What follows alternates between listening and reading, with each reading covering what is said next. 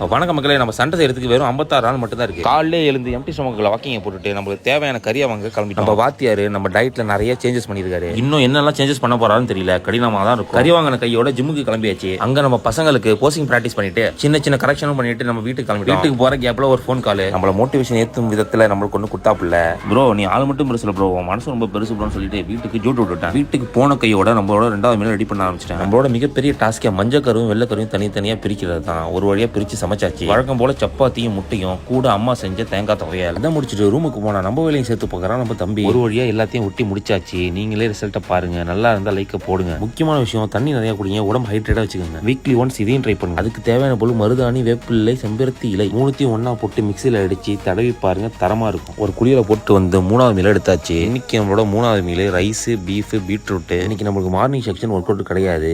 Evening வந்து இடுப்பு கீழே ஒர்க் அவுட். அதுக்கு தேவையான வார்ம் அப்லாம் பண்ணிட்டு களத்துல இறங்கியாச்சு. மொதல் லெக் எக்ஸ்டென்ஷன் 4 செட்டு கொஞ்சம் ஹெவியா தான் போட்டோம். இதை தொடர்ந்து ஸ்மித் மிஷின்ல ஸ்குவாடு, இதுவும் 4 செட்டு. நார்மல் ஸ்குவாடு மட்டும் பத்தாதுன்னா ஃப்ரெண்ட் ஸ்குவாடும் போடுவோம்னு சொல்ல நானும் அவசரப்பட்டு போட்டேன். முடிச்சதுக்கு அப்புறம் தான் தெரியுது கால் என் கண்ட்ரோல்லே இல்ல. கடைசி ஒரு கட்டா பல்கேரியன் ஸ்குவாட். இந்த ஒரு கட்டை ஹெவியா இருந்துச்சு. எல்லாருக்கும் கிருகிருன்னு ஆயிட்டான். வார்ம் டவுன் பண்ண கையோட மிரர்ல ஃபிளக்ஸ். மக்களே நல்லா இருந்தா லைக்க போடுங்க, நல்லா இல்லனாலும் லைக்க போடுங்க. நம்மளோட 4வது மீல முடிச்சுட்டு வீட்டுக்கு ஜூட்டு போறதே லேட்டு. கணக்குல கரெக்டா இருங்க, களத்துல சந்திப்போம்.